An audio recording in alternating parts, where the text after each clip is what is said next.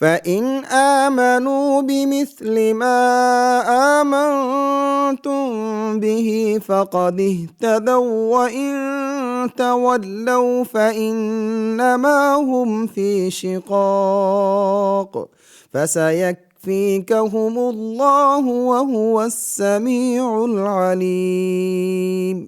الحمد للہ رب العالمین والعاقبۃ للمتقین والصلاۃ والسلام علی اشرف الانبیاء والمرسلین وعلی آلہ واصحابہ اجمعین ومن تبعہم بإحسان الی یوم الدین، اما بعد فاعوذ باللہ السمیع العلیم من الشیطان الرجیم، بسم اللہ الرحمن الرحیم۔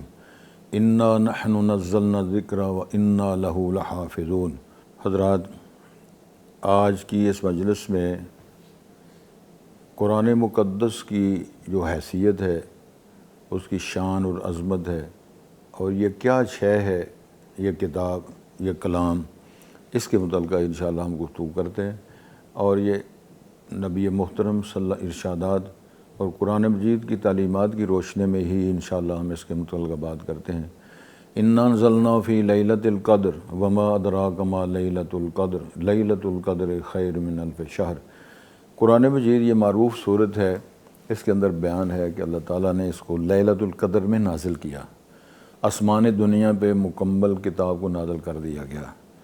پھر وہ 23 سالہ زندگی میں حسب ضرورت اور موقعوں کی مناسبت سے اللہ تعالیٰ نے اس کو نازل فرمایا۔ سب سے پہلی بات جو میں کرنا چاہ رہا ہوں وہ یہ ہے کہ کیا یہ واقعتاً اللہ کا کلام ہے؟ کیا ساری دنیا اس کو اللہ کا کلام مانتی ہے؟ کیا اس کو وحی کی زبان پر ایمان رکھتی ہے؟ یہ بڑا لمبا چیپٹر ہے، اس پر غور فرمائیں۔ امام احمد حنبل کے دور میں یہ فتنہ اٹھا تھا، جہمیہ نے اس بات کا اظہار کر دیا کہ قرآن اللہ کا کلام ہی نہیں ہے بلکہ اللہ کی مخلوق ہے، اور اس دور کے علماء نے بھی اس کے ساتھ موافقت کر دی کہ یہ قرآن جو ہے وہ اللہ تعالیٰ کی مخلوق ہے، اللہ کا کلام نہیں ہے۔ یہ فتویٰ چلتے چلتے امام احمد حنبل کے پاس آیا تو امام صاحب نے فرمایا یہ تو مسئلہ غلط ہے، القرآن کلام اللہ یا القرآن من کلام اللہ لیس بمخلوق، یہ مخلوق نہیں ہے، تم اس کو اللہ کی صفت نہیں مانتے ہو۔ پھر اتنی لمبی بات ہوئی، اتنا جھگڑا ہوا، امام صاحب کو بلایا گیا، امام صاحب کو کوڑے مارے گئے، امام صاحب کو منوایا گیا، اور امام صاحب آگے جواب یہ دے رہے ہیں، ہاتونی شیئا من کتاب اللہ او من سنت رسول اللہ، مجھے اگر منوانا چاہتے ہو یا قرآن میں آیت پیش کرو یا رسول پاک کی حدیث پیش کرو، ویسے ان باتوں سے جبر و تشدد سے میں کیسے مان جاؤں کہ اللہ کا کلام نہیں ہے؟ تو میری سب سے پہلی گزارش یہ ہے کہ قرآن مجید پر ہم یہ ایمان لانا ہے کہ یہ اللہ کا کلام ہے، اللہ نے نازل فرمایا ہے۔ اللہ فرماتے ہیں اللہ نزل، اللہ نے نازل فرمایا ہے، کس کے ذریعے؟ جناب جبرائیل روح الامین کے ذریعے نازل فرمایا، بلسان عربی مبین، عربی لغت میں فرمایا ہے، اللہ قلب رسول پاک کے دل پہ نازل فرمایا ہے، اور کہاں؟ محبت وحی مکہ مکرمہ میں نازل، وہاں سے یہ آغاز ہوا، جس طرح غار حرا میں کہ اقرأ بسم ربک الذی خلق خلق انسان، وہ اور چند آیتیں آئیں۔ گزارش یہ ہے کہ یہ سب سے پہلی بات یہ ہے کہ یہ کلام قرآن اللہ کا کلام ہے، اللہ اس کو اللہ نے بولا ہے، اللہ نے پڑھا ہے۔ اور مجھے پھر بات یاد آ رہی ہے، جب سورۃ بینہ نازل ہوئی تو جناب جبرائیل امین نے رسول پاک کو ظاہر وہی سنائی، سورۃ البینہ پڑھ کے سنائی، تو ساتھ فرمایا کہ اللہ نے حکم دیا ہے کہ رسول پاک کو یہ فرمایا کہ یہ ابی بن کعب کو جا کر یہ سورت سنائیں۔ وہی ختم ہو گئی، رسول پاک گئے ابی بن کعب کے پاس اور کہنے لگے ابی یہ میرا سبق سنو۔ وہ پریشان ہو گیا، آپ کو امتی ہوں، صحابی ہوں، شاگرد ہوں، تو میں آپ کا سبق سنوں؟ تو آپ نے فرمایا میں اللہ نے حکم دیا ہے۔ تو بڑے اشتیاق کے ساتھ انہوں نے سوال کیا، ابا سمانی اللہ، کہ اللہ تعالیٰ نے میرا نام لیا ہے؟ تو رسول پاک نے فرمایا ہاں ابی، اللہ نے تیرا نام لے کر فرمایا کہ میں آپ کو یہ کلام، یہ قرآن، یہ سورت سناؤں۔ تو مقصد میرا بیان کرنے کا یہ تھا، یہ اللہ کا کلام ہے، جبرائیل امین نے آگے سنایا ہے، رسول پاک صلی اللہ علیہ وسلم نے جا کے سورت بھی سنائی، اور اس طرح جو کاتب وحی ہیں، جو وحی آتی رہی آپ سب سے پہلے ان کو سناتے رہے، آپ کاتب وحی اس کو ریکارڈ کرتے رہے، اس کی تحریر بناتے رہے، پھر علاتول ساری امت تک وہ قرآن کو حفظ کرنا، قرآن کو یاد کرنا، قرآن کو سمجھنا، تو میری گزارش یہ ہے کہ قرآن مجید اللہ تعالیٰ کا وہ کلام ہے، اللہ نے نازل فرمایا ہے، رسول پاک فرمایا ہے، اور عربی لغت میں اس کو نازل فرمایا ہے۔ باقی کتابوں کی یہ وضاحت نہیں آتی، تورات، زبور، انجیل کی، کہ یہ کس زبان میں آئی ہے، ہمارے پاس دلائل نہیں ہیں۔ وہ ٹھیک ہے، دنیا کا پتہ چلتا ہے وہ عبرانی میں ہے، عبرانی زبان میں ہے، کسی اور زبان میں، لیکن قرآن مجید چونکہ آپ کے مخاطبین عرب لوگ تھے اور عربوں کو اپنی عربی زبان پہ بڑا ناز تھا، اللہ تعالیٰ کا بھی بڑا عجیب پروگرام ہے۔ اللہ تعالیٰ نے پھر چیلنج یہ کیا ہے کہ کچھ حروف مقطعات، یہ بات میں اس لیے کرنا چاہ رہا ہوں تاکہ یہ ثابت ہو جائے کہ واقعتاً اللہ کا کلام ہے، عربی لغت میں ہے اور اللہ تعالیٰ نے ہی نازل فرمایا۔ جو حروف ہجا ہیں وہ بنتے ہیں 29۔ اس کو اگر حمزہ اور الف کو الگ الگ حرف سمجھا جائے تو یہ 29 بنتے ہیں، حمزہ اور الف کو اگر ایک حرف سمجھا جائے تو پھر 28 بنتے ہیں۔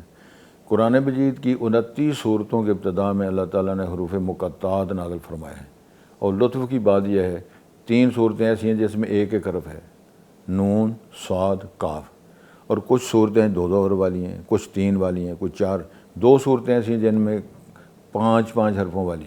اس میں ایک بہت بڑا اشارہ تھا کہ یہ جو صرف ناو عربی گرامر بنتی ہے تو خماسی کے علاوہ، یعنی خماسی سے زیادہ سداسی یا صوبائی یہ سیگے نہیں بنتے، ثلاثی یا رباعی یا خماسی، یہ اشارہ موجود تھا۔ پھر اللہ تعالیٰ نے فرمایا جو اعتراضات رسول پاک لوگوں نے کیے کہ جی یہ اللہ کا کلام نہیں ہے، یہ اس نے خود بنایا ہے، یہ اس پہ املا کی جاتی ہے، اس کو کوئی پٹیاں پڑھاتا ہے، یا کوئی کہتے ہیں شاعر ہے، اس قسم کے تمام اعتراضات کا جواب دیتے ہوئے اللہ نے چیلنج فرمایا ہے، تحدی فرمائی ہے، قل ان کنتم فی ریب مما نزلنا علی عبدنا فاتوا بسورۃ من مثلہ وادعوا شہداءکم من دون اللہ ان کنتم صادقین۔ اگر ایسے اللہ فرمایا قرآن پیش کرو، 10 صورتیں بناؤ، اگر نہیں بن سکتی کوئی ایک صورت، کوئی جملہ ہی بناؤ، وہی حروف ہیں جس میں تم قصیدے پڑھتے ہو، غزلیں پڑھتے ہو، تم اپنی ناموری پیش کرتے ہو۔ اور ان کا عربوں کا یہ خیال تھا ہم لوگ کلام کرنے والے ہیں، باقی اجمی گونگے ہیں، سارے بول ہی نہیں سکتے۔ تو اللہ تعالیٰ نے فرمایا یہ چیلنج اور تحدی کے طور پہ فرمایا حروف مقطعات بتاؤ کیا ہے۔ تو رسول اللہ صلی اللہ علیہ وسلم نے خود ارشاد فرمایا تھا عالم الناس، اتقى الناس، اخشى الناس، سب سے زیادہ علم میرے پاس ہے، سب سے زیادہ متقی میں ہوں، سب سے زیادہ اللہ سے تعلق میرا ہے۔ تو اللہ تعالیٰ نے بھی رسول پاک سے فرمایا کہو قل رب زدنی علما، اللہ میرے علم میں اضافہ فرما۔ تو رسول پاک دعائیں کرتے رہے اللہم انفعنی بما، یا اللہم زدنی علما، میرے علم میں اضافہ فرما۔ تو اللہ تعالیٰ نے رسول پاک کے اس کہنے کے باوجود میں عالم الناس ہوں، تو رسول پاک نے آخر میں فرمایا، تمام مفسرین لکھا ہے کہ اللہ عالم بمراد، اس کا مطلب ہم نہیں جانتے کیا ہے۔ توجہ ذرا فرمائیں حضرات، 114 صورتیں ہیں، 114 صورتوں میں ایک صورت ایسی ہے جس کے ابتدا میں بسم اللہ الرحمن الرحیم لکھی ہوئی۔ اور آپ بتاؤ کتنے علماء ہیں، کتنے مشائخ ہیں، فقہاء ہیں، مفتی حضرات ہیں، اور بڑے بڑے دانا اسکالر موجود ہیں۔ اے سورت برات یا توبہ سے پہلے بسم اللہ کیوں نہیں لکھواتے؟ پڑھنا بھی ٹھیک نہیں ہے۔ اور خلاصہ کلام یہ ہے کہ جبرائیل امین نے جب یہ سورت نازل فرمائی ہے رسول پاک کو پڑھ کے سنائیے، انہوں نے بسم اللہ نہیں پڑھی۔ تو تابعین سے صحابی سے پوچھا تھا آپ مجھے بسم اللہ نہیں پڑھا رہے؟ کہنے لگے ہمارے استاد رسول پاک نے نہیں پڑھی۔ تو رسول پاک نے فرماتے ہیں جبرائیل نے نہیں پڑھی، جبرائیل نے فرماتے ہیں اللہ نے وحی فرمائی تو اللہ تعالیٰ نے بھی نہیں پڑھی۔ لیکن لطف کی بات یہ ہے کہ ایک صورت کے اندر 2 بار آتی ہے، ابتدا میں بھی اور درمیان میں حضرت سلیمان علیہ السلام کا خط، جو بلکہ اب اس کے بلکہ سبا کی طرف لکھا انہ من سلیمان و انہ بسم اللہ الرحمن الرحیم۔ تو گویا قرآن مجید میں 114 بار ہی بسم اللہ الرحمن میں پائی جاتی۔ تو یہ اللہ کا کلام ہے، اللہ نے نازل فرمایا ہے، اور اس کے اندر یہ سارے چیلنج اللہ تعالیٰ نے بیان فرمایا ہے، ہاں بھی پیش کرو۔ پھر اس کے اندر غیب کی خبریں بیان فرمائی ہیں، اور غیب وہ ساری باتیں سچی ہیں۔ پھر خوبصورت بات ذہن میں رکھیں، اللہ فرماتے ہیں جب اس کلام کو پڑھا جائے وَإِذَا تُلِيَتْ عَلَيْهِمْ آیَاتُهُ زَادَتْهُمْ ایمانا، جب اس کو پڑھا جائے ایمانیات میں اضافہ ہوتا ہے۔ اور اس کی مثال خوبصورت اللہ تعالیٰ نے بیان فرمائی ہے سورۃ احزاب کے حوالے سے۔ 10,000 بندہ رسول پاک کے صحابہ اور آپ کے خلاف مدینہ منورہ جب انہوں نے چڑھائی کی غزوہ خندق احزاب کے حوالے سے، تو قرآن نقشہ 10,000 لوگ تھے، 10,000 ساری آبادی نہیں تھی مدینہ کی۔ تو ارشاد ہوتا ہے وَلَمَّا رَأَى الْمُؤْمِنُونَ الْأَحْزَابَ قَالُوا هَذَا مَا وَعَدَنَا اللَّهُ وَرَسُولُهُ وَصَدَقَ اللَّهُ وَرَسُولُهُ وَمَا زَادَهُمْ إِلَّا إِيمَانًا وَتَسْلِيمًا۔ تو فرمایا اہل ایمان نے جب لشکروں کو دیکھا تو انہوں نے کہا اوفو یہ تو وہی ہے جو اللہ نے وعدہ فرمایا، رسول نے وعدہ فرمایا۔ تو اللہ کے وعدے بھی سچے ہیں، رسول کے وعدے بھی سچے ہیں، اور ان کے ایمانیات میں تسلیم و رضا میں اور اضافہ ہوا۔ تو اس میں اللہ نے خبریں، غلبت الروم، وہ مغلوب ہو گئے ہیں، پھر بن کر وہ غالب آ جائیں، یہ خبریں سنائی ہیں۔ ماضی کے قصے بیان فرمائے، حالات کیا ہے، قوموں کی تباہی کے اسباب بیان فرمائے، فلاں قوم کیسے برباد، سب کچھ ٹھیک ہے۔ اور اسی طرح مستقبل کی خبریں بیان فرمائی ہیں کہ ایسے ہوگا، 100% وہ ٹھیک ہے۔ تو قرآن مجید کلام پڑھنے سے ایک اس کا معجزہ یہ ہے کہ میری تھنکنگ ہے جو میں نے سمجھا ہے، انشاءاللہ آپ بھی اس کے ساتھ اتفاق کریں گے، قرآن مجید جب پڑھا جائے، جہاں پڑھا جائے، اس طرح معلوم ہوتا ہے جب میری اور تیری، میرے تیرے معاشرے کی بات ہو رہی ہے، تبصرہ ہو رہا ہے۔ یہ اعجاز ہے قرآن مجید کا، یہ قیامت تک رہے گا۔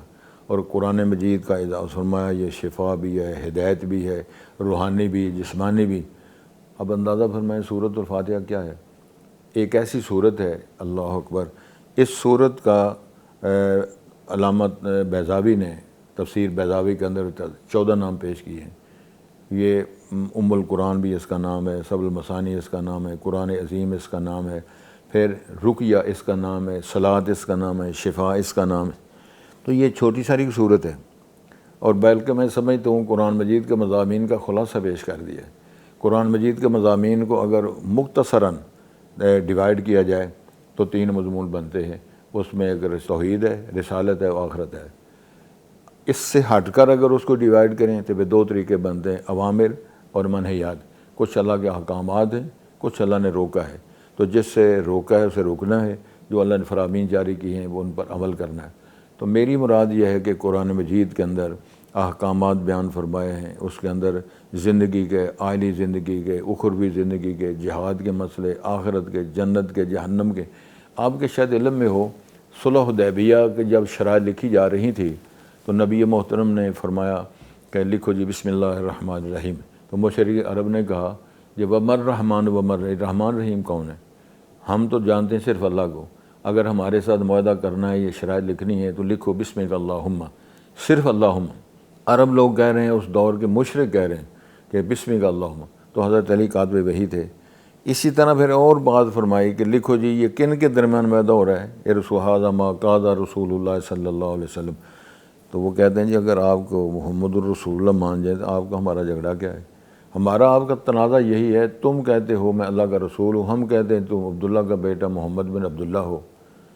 تو گزارش کرنا مقصود یہ ہے کہ قرآن مجید ایک ایسی کتاب ہے جس کے اندر تعارف کروایا گیا ہے، جس کے اندر اللہ تعالیٰ نے مقصد بیان فرمایا ہے کہ یہ میرا کلام ہے، اس کے اندر شفا ہے، اس کے اندر نور ہے، اس کے اندر ہدایت ہے، اور پھر الحمدللہ اس کا ایک حرف جو پڑھتا ہے اس کو اتنی نیکیاں ملتی ہیں۔ اور بڑی لطف کی بات ہے، چھوٹی ساری صورت ہے، قل هو اللہ احد اللہ الصمد لم یلد اس کے اندر اللہ تعالیٰ نے اپنا تعارف کروایا۔ اصل میں کس موقع کی مناسبت سے یہ صورت نازل ہوئی؟ نجران کے عیسائی جب مدینے آئے تو انہوں نے اپنے اسی مشرکانہ عقائد اور ماحولیات کے مطابق رسالت ماؤ سے پوچھا جی آپ جس الہ کا یا اللہ کا تم دعوت کہتے پیش کرتے ہو یا تعارف کراتے ہو میں اس کا رسول ہوں، اس کا حسب نسب بیان کرو، نسب بیان کرو۔ تو نبی اکرم بڑا پریشان ہوئے کہ یہ علماء ہیں، کہ یہ تورات اور انجیل کے داعی ہیں۔ انجیل کی خاص طور پر چونکہ وہ عیسائی تھے جو کیا دعوت پیش کر رہے ہیں، رسالت ماؤ صرف پریشان ہوئے ہیں ان کے مسائل سن کر۔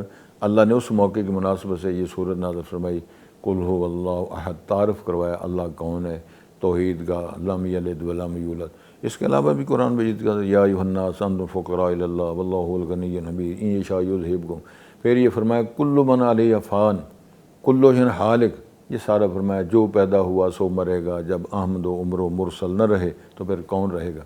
یہ قرآن مجید اللہ تعالیٰ نے اس کو 23 سالہ زندگی میں مکمل فرمایا۔ اس کے لین دین کے مسائل، وراثت کے مسئلے، عورت کی شان عظمت کو اس پہ بیان فرمایا، حلال حرام کا، انما حرم علیکم المیتۃ والدم ولحم الخنزیر وما اہل بغیر اللہ، یہ سارے مسئلے اللہ تعالیٰ نے مسائل بھی بیان فرمائے، شان بھی بیان فرمائی، ثابت کیا یہ میرا کلام ہے۔ لطف کی بات یہ ہے کہ جب انہوں نے یہ بات کہی تھی کہ ومر رحمان ومر رحیم، اللہ تعالیٰ نے پوری ایک صورت الرحمن کے نام پہ نازل فرما کے تعارف کروایا رحمان کون ہوتا ہے۔ پھر اللہ نے جہاں کہیں اپنا تعارف کروایا تو فرمایا کہ وہ اللہ ہے جس نے خلق السماوات والارض، آسمانوں کو طبقاً طبق بغیر ستونوں کے 7 آسمان جو کھڑے کیے ہیں، اور زمین کو بچھا ہے پانی کے اوپر، یہ تار ابھی قرآن مجید کے اندر لکھا ہوا ہے۔ انبیاء کرام کی سیرتیں، انبیاء کرام کی قوموں، ان کی دعوتوں اور ان کو مسترد کرنے کے ہلاکتوں کے جو اسباب ہیں وہ بھی اس کے اندر بیان فرمایا ہے، اور 100% وہ بات ٹھیک ہے۔ پہلے کتنے دور کے وہ واقعات ہو چکے ہیں، قرآن بیان فرمایا، وہ 100% ٹھیک ہے۔ پھر اللہ تعالیٰ نے مکھی کی مثال، مچھر کی مثال، وہ کہا جی مکھیاں کیا ہوتی ہیں جی، مچھر کیا ہوتا ہے جی، اللہ تعالیٰ نے بیان فرمایا ان یسلبہم الذباب شیئا، اگر مکھی آپ سے چھین کے لے جائے تو تم چھڑا نہیں سکتے، تم نے چھڑانا کیا ہے؟ وہ اللہ تعالیٰ بھی ایسا ایک نظام بنایا کہ مکھی کے منہ کے اندر جو لعاب ہوتا ہے، ایسا کیمیکل ہے جو چیز چپک جائے اس کی تعلیل ہو جاتی ہے۔ تو مکڑے کی مثال بیان فرمائی، ضرب المثلیں بیان فرمائی، قوموں کے حالات بیان فرمائے، تباہی کے اسباب بیان فرمائے، آخرت کا انجام اور ان کو پاس ہونے والے کے انعامات اور جنت فردوس کے منظر بیان فرمائے، زوجناہم حور العین، وہ جو بیویاں ہیں ان کی مثالیں بیان فرمائی، قوموں کے مشرکوں کے حالات بیان فرمائے۔ پھر ادھر میں آتا ہے، ارشاد ہوتا ہے بلوناہم کما بلونا اصحاب الجنہ، اور جس طرح وہ باغ والوں ہم نے ان کو، یعنی اس قسم کی چیزیں بھی جو تاریخ کے حوالے سے ہیں، وہ زمانہ ماضیہ کے حالات ہیں، یہ بھی قرآن مجید نے بیان فرمائے ہیں، اور 100% وہ باتیں ٹھیک اور سچی ثابت ہو رہی ہیں کہ جس طرح کے قرآن مجید نے بیان فرمایا۔ پھر آخر میں یہی بیان فرمائی یہ بات کہ جس نبی پر ہم نے نازل فرمایا ہے، لوگوں کے سامنے جب تلاوت کی جاتی ہیں، جو آخرت والی میں سورہ یونس کے حوالے سے کہ جب ان پر یہ آیات تلاوت کی جاتی ہیں تو وہ پتہ کیا کہتے ہیں، ایت بقرآن غیر ھذا او بدلہ، وہ کہتے ہیں جی اس قرآن کے ساتھ ہم نہیں چل سکتے، کوئی نیا قرآن لاؤ یا اس کے اندر رد و بدل کر دو۔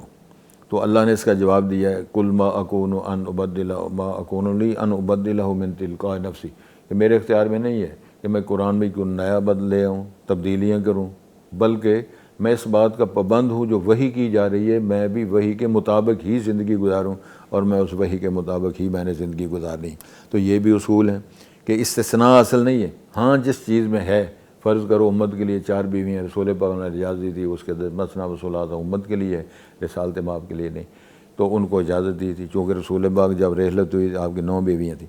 گزارش یہ ہے کہ عائلی زندگی، معاشرتی زندگی اور اس طرح جہاد کی زندگی، یہ تمام مسائل اللہ تعالیٰ نے قرآن مجید کے حوالے سے بیان فرما کے امت کی رہنمائی، اور یہ ایک خوبصورت اور بات یہ ہے انا نحن نزلنا الذکر و انا لہ لحافظون، کتابیں پہلے آئیں، صحیفے آئے، لیکن دنیا کے اندر ناپید ہے، موجود نہیں ہے۔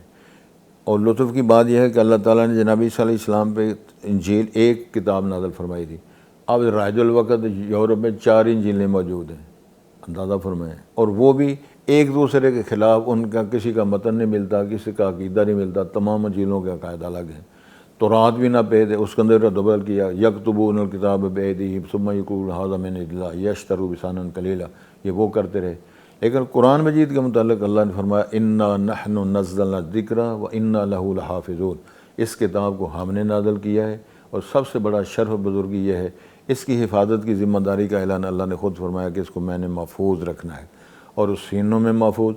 اب اندازہ فرمائیں دنیا میں تورات کا کوئی حافظ نہیں، انجیل کا کوئی حافظ نہیں، بعض کتابیں لوگوں نے چھوٹے موٹے پتہ چلتا ہے فون حفظ کی ماشاءاللہ، جس میں حدیث کی کتابیں بھی آتی ہیں، اصولوں کی کتابیں حفظ کی ہیں، لیکن میری تھنکنگ یہ ہے، میری سوچ اور میری معلومات یہ ہے، دنیا کے اندر تورات، انجیل اور اس طرح زبور وغیرہ جو آسمانی کتابیں نازل ہوئی تھیں وہ محفوظ نہیں ہے، نہ ان کا وہ حافظ موجود ہے۔ لیکن قرآن مجید 7-8 سال کے بچوں سے لے کر لاکھوں کی تعداد میں، کروڑوں کی تعداد کے اندر دنیا کے اندر یہ حافظ موجود ہیں، اور چھونیاں بری پڑی ہیں، وہ بچے حفظ کر رہے ہیں۔ میرے علم میں ہے، میں آپ کو انشاءاللہ حوالہ دے سکتا ہوں، جامعہ سلفیہ میں ایک دفعہ 2 بچوں نے قرآن حفظ کرنا شروع کیا، تو ایک بچے نے 30 دنوں میں، ایک بچے نے 29 دنوں میں۔ اسی سال کی بات ہے، ہمارے جامعہ محمدیہ گجرانوالہ میں ایک بچے نے 29 دنوں میں قرآن حفظ کیا ہے، 3 ماہ میں، 6 ماہ میں، 5 ماہ میں، 1 سال میں، 2 سال میں، لگی دنیا قرآن حفظ کر رہی ہے، اور اللہ کے فضل و کرم سے سینوں کے اندر محفوظ ہے۔ یہ بھی اس کا خلاصہ ہے کہ اللہ اس کو محفوظ، سب سے زیادہ پڑھی جانے والی، سب سے زیادہ لکھی جانے والی، سب سے زیادہ، اللہ نے یہ بھی ارشاد فرمایا ہے، ہم نے اس کو اتنا آسان بنا دیا، وَلَقَدْ يَسَّرْنَا الْقُرْآنَ لِلذِّكْرِ فَهَلْ مِن مُدَّكِرٍ، بکریاں چرانے والے یار سمجھ کر دنیا کے قائد بن گئے، جو صحراؤں میں رہنے والے لوگ تھے، جنگلوں میں رہنے والے لوگ تھے، تو قرآن مجید کو انہوں نے سنا، ایمان لائے۔ بلکہ قرآن مجید کے اندر یہ اشارہ اللہ فرماتے ہیں کہ ہم نے آپ کی طرح رسول پاک ایک جنوں کا وفد بھیجا تھا، تو جب جنوں نے سنا ان کا انصتو، خاموش ہو کے سنا، اور جب انہوں نے کہا انا سمعنا قرآن عجبا، کتابا عجبا، قرآن اب بڑی عجیب، فآمنا بھی، ہم اس پر ایمان لیں، تو منذرین بن کر، مبلغ بن کر لوٹے۔ عرب میں یہ عربوں کو ٹوک کرائی جا رہی ہے کہ وہ جن جو ہیں وہ ان کی زبان عربی تو نہیں، جنس تمہاری تو نہیں، وہ جنس الگ ہے، زبان الگ ہے، تم رسول پاک کی جنس کے، خاندان کے اور لغت کے اہل لغت ہو تم بھی اور وہ بھی۔ قرآن مجید کو کتنا عرصہ ہو گیا سنتے ہوئے، سناتے ہوئے، پڑھتے پڑھاتے ہوئے تم سن رہے ہو، لیکن تمہیں کسی بات کا احساس نہیں ہو رہا۔ تو بہر صورت گزارش کرنا مقصود یہ ہے کہ قرآن اللہ تعالیٰ نے نازل فرمایا ہے، اللہ کا کلام ہے، اس کے اندر دو نبری نہیں ہے، دو رائے نہیں ہے۔ جس طرح نازل ہوا تھا اسی طرح محفوظ ہے، آج بھی محفوظ ہے اور قیامت تک محفوظ رہے گا۔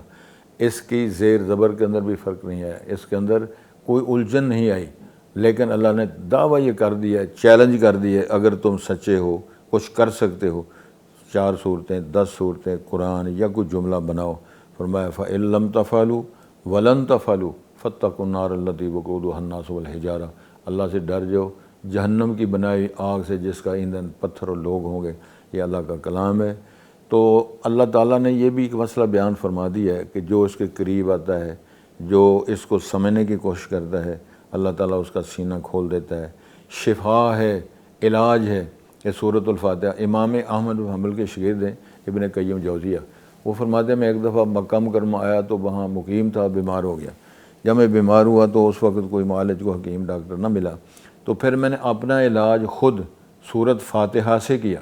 تو سورۃ فاتحہ روحانی شفا بھی ہے، جسمانی شفا بھی ہے، اور حدیث میں معروف واقعہ ہے، حدیث میں معروف واقعہ ہے کہ صحابہ کرام سفر میں تھے تو پڑاؤ ڈالا، پھر ان کے سردار کو سانپ ڈس گیا، بعد لکھتے ہیں بچھو نے ڈسا تھا۔ مختصر بات یہ ہے کہ وہ انہوں نے کہا یار یہ جو لوگ مسافر ہیں شاید ان کے پاس کو معاملہ ہو، تو اس صحابی نے رضی اللہ عنہ سورۃ فاتحہ پڑھ کے دم کیا تھا۔ یہ شفا بھی ہے، رہنمائی بھی ہے، تعلیم بھی ہے، اور اس کا مقابلہ عربوں نے تبصرہ کیا تھا، اس کے اتنی جڑیں مضبوط ہیں ساری دنیا مل کر اس جڑوں کو اکھاڑ نہیں سکتی، بلندیاں اتنی زیادہ، اس کی بلندیوں کی مٹھاس اتنی زیادہ ہے، شیرینی اتنی زیادہ ہے کہ جو اس کو پڑھتا ہے، یہ رسول پاک نے جب پڑھ کے سنایا، مجھے یاد ہے کہ نبی مکرم صلی اللہ علیہ وسلم کا مکہ مکرمہ میں ایک معالج آیا کہ میں علاج کرنے کے لیے، سنا جی منڈا اچھا ہے، امین ہے، صادق ہے، لیکن اس کی طبیعت ذرا خراب رہتی ہے۔ وہ معالج صاحب آ گئے، پھرتے رہے منڈیوں میں، گلیوں بازاروں میں، لیکن ملاقات ہو گئی حرم میں۔ اب لوگوں نے کہا جی وہ حرم میں ملاقات ہوگی۔ آپ نماز پڑھ رہے فارغ ہوئے تو وہ آگے پوچھتا ہے کیا تم آپ مجنون ہیں؟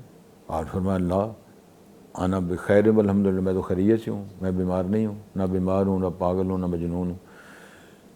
رسول پاک سمجھ گیا اللہ تعالیٰ نے بیمار بھیجا، ذرا اس کو چیک کرو۔ اس نے سوال ہی کیا ماذا تقول للناس، تم لوگوں سے کہتے کیا ہو؟ تو رسول پاک تو دعوت پیش کرتے تھے، قرآن پیش کرتے تھے، اللہ کی تعلیمات کو پیش کرتے تھے۔